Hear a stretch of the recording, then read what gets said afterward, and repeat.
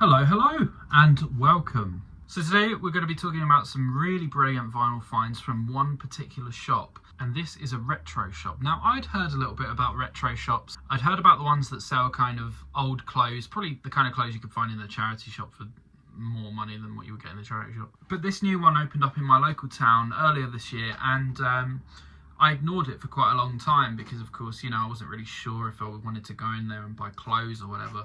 But just by chance, I was walking past one day, and they had this little illuminated sign, which like a spinning sign, and it said "We sell vinyl," and it had a really brilliant little illustration on it of a vinyl record spinning round. So it's a nice, small, independent business. They're very friendly people. I think I've started to have quite a nice little relationship with the staff there, and they do have quite a nice range of vinyl. I've even traded a few records in there as well, and they've cut me a nice deal on them. So largely what I'm going to show you is a selection of a few kind of progressive rock LPs from the 70s, some pop albums from that period. I've got a good old substantial stack of records to show, and I'm really excited about some of these. They're really nice ones. So many of these records, they do a nice deal. They do free records for £10 or £4 each, and then there are other certain records that they sell which of course are more expensive than that, which are individually priced. So anyway, the first record that I picked up in the free records for £10 deal was Genesis with their album Trespass. So I've wanted to expand the old Genesis collection for quite a while. I've seen this particular record at a lot of record fairs lately for kind of £15 to £25. So it was a real thrill getting it for effectively just £3. Absolute bargain. And on top of that, it's fabulous condition as well. I've played this a couple of times, but we're talking very nice near mint condition as well, so not bad at all. So this is not an original pressing from when it came out in 1970, but it is it's most likely a 70s reissue with the old Mad Hatter Charisma label, which I like a lot. I like it more than the original label that it had, and more than the 80s Charisma label. This is a damn good album. It was the first album that Genesis released on Charisma, and I think the band was spotted by someone at Charisma Records when they were playing at Ronnie Scott's, the famous jazz club. It was John Anthony that discovered them, who later subsequently produced this album. So this is, of course, Genesis's kind of first foray into progressive rock, coming off of their 1969 debut, which was a lot more just pop orientated. And this album has a nice folky tinge to it, very eloquently strummed 12-inch acoustic guitars. The drumming is pretty good, although it lacks a little bit compared to what would come later with Phil Collins. And this might be my favourite Genesis album cover. You have these marvellous ruinous elements with the knife slash going right across the cover. And this whole thing has got a really dirty kind of vintage feel about it. It's like an old pair of jeans. And the next thing I got in the deal was Now That's What I Call Music 6. So I've been collecting the Now That's What I Call Music albums a little bit. It's pretty easy to get hold of these early versions of them. It's pretty easy because obviously these sold millions of copies, but when you start getting into the 20s and then the 30s, that's when you get into the really rare stuff, because of course those were into the 90s when records were being produced less and less, and I think they pressed Now records up till 35, and if you can get anywhere close to that, they go for like £200. But this is obviously a very early one, Now 6, and of course very easy to get hold of. But yeah, I'm quite a big collector of them. I've got on about 10 Now albums. The latest I've managed to get is Now 19. But this was always one of my favourite Now covers. I really love the leather and the patterns in the background. I think this is the first Now album where they put the iconic Feel the Quality sign on there. Really feels like a pristine compilation album, not just a generic one. So of course the nature of Nows is that you're getting a bit of good stuff and a bit of rubbish, and it's all a bit of a mixed bag, but hey, it's a fun series to collect. And next, more Genesis with Nursery Crime. This is another 70s pressing, not an original, it's just a generic 70s Mad Hatter label, exact same as the one for Trespass. And it's got this cool old W.H. Smith's inner sleeve. Look at that. Of course, W.H. Smith was well known for being a record shop back in the day. So I really do love the very Victorian themed album cover with this. It reminds me thematically a little bit of Neutral Milk Hotels In the Aeroplane Over the Sea. Sort of got an old postcard kind of feel about it. But it's only, this record cover looks sort of child friendly until you look close up and you realise that it's all these severed heads all over the place. In that sense, it sort of reminds me of the Slayer Rain in Blood album cover. So apparently this sleeve was designed and inspired by the opening track on the album, which has got a very old England feel. And apparently when this was presented to the band, apparently it looked too modern. So the guy who designed it actually glazed the whole canvas in honey to make it look like an old 19th century painting. And it certainly does. It's, yeah. And apparently the yellow hue, which the whole thing has, was unintentional. So this wasn't actually meant to be really yellowed the way it was, but I suppose that was just a result of it being covered in honey. So this was the first Genesis album to feature the classic 5-piece lineup, introducing Steve Hackett on guitar and of course the legendary Phil Collins on drums. If we're talking Genesis, I think this is where things really come together. You know, the first album didn't really work, the second album was good, and then this is the beginning of the golden period.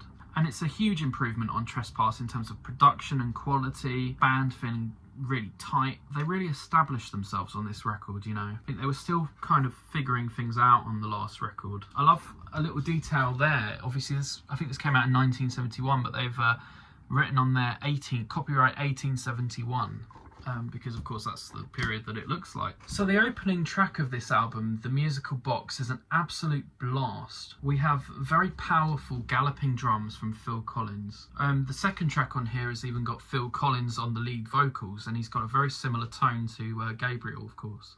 So I've listened to this a couple of times, and I think I need to give it a bit of a clean. I think it's a bit dirty. It sounds, the audio quality listening to it is a little bit muffled and dirty, so we'll see if I can kind of clean a bit of the crap off of it, hopefully. So we move on to our final Genesis LP, and this is Then There Were Free. So of course this is the first one that they did as a free piece, and I suppose this was quite a funny time for the band, because it was when they were reduced down to 3 members, but it was before they kind of moved into that ultra commercial territory, where they were still kind of a prog band and they were still kind of figuring things out, having Peter Gabriel and Steve Hackett depart. It's a nice album. We have very bright and fragrant analog synthesizers on the opening track. Some really nice skittish drumming on that track as well. I always feel that with this album, it's not a bad album, but I think they improved the formula on the next album, Duke, which is everything this is but better. But it was worth the pickup for a couple of quid, and it's crazy how similar Phil Collins and Peter Gabriel's voices actually are. So in the shop they also had Selling England by the Pound and Duke, which is really good value for money, you know, a couple of pounds for those albums. I mean, they're both classics. But I didn't get those because I already own 180 gram versions of those. Next up we have Songs from the Wood by Jethro Tull. I'm still pretty new to Jethro Tull. I picked up their album Aqualung a while back, and I quite liked it. Never really listened to it too much. I always think the guy from this band, his voice reminds me a little bit of the guy from the band Love, the band that did Forever Changes. And of course he also plays the flute with that really fantastic medieval flute sound. Somebody, even though the record cover isn't falling apart, somebody taped around the edges. And so I removed the tape, but it leaves this weird kind of discoloration, but I kind of like it.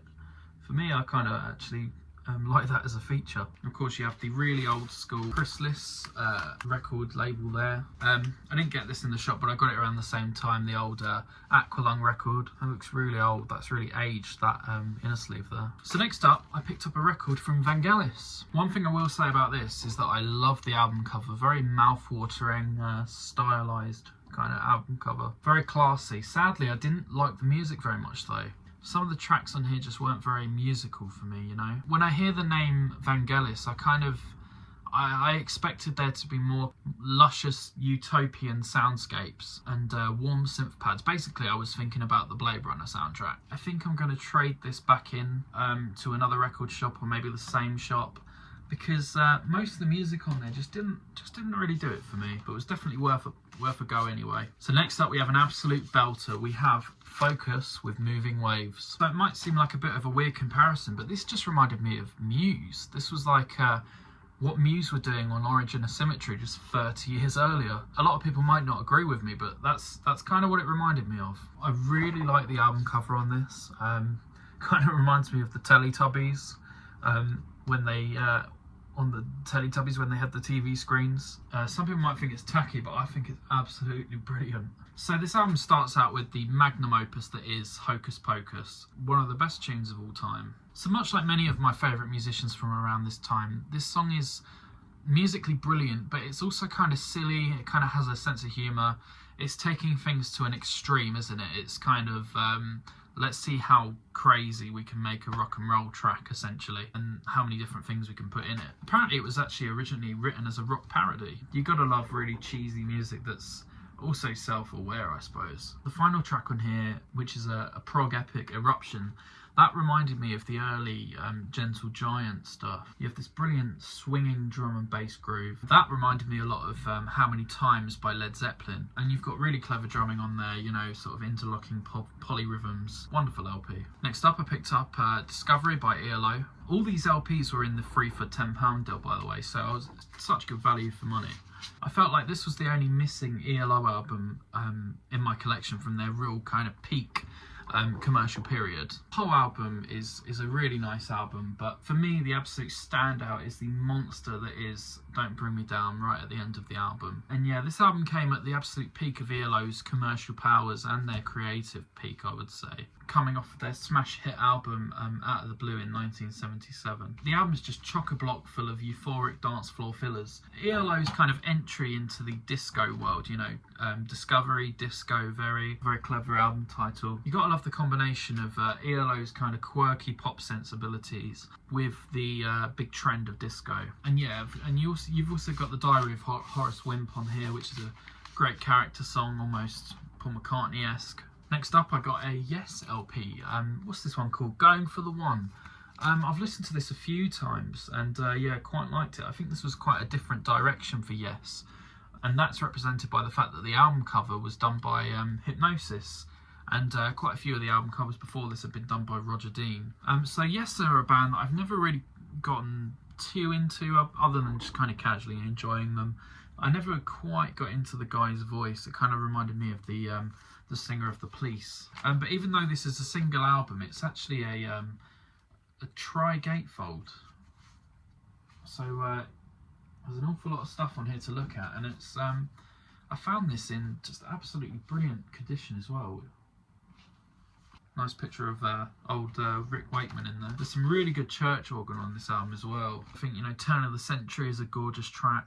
Some of the softer moments on the album made me think of Mike Oldfield and what he was doing at the time. Throughout, you have immaculate keyboard playing from Rick Wakeman, and there's like I say, the church organ on that was actual a real church organ that was recorded by a mobile recording unit, and that adds a lot to the LP, you know, rather than just having a preset on a keyboard. Okay, so that's it for now. I'm going to do a part 2 to this video because I've got so many records to talk about. We'd be here all day, so I'm going to come back very soon, and stay tuned for that.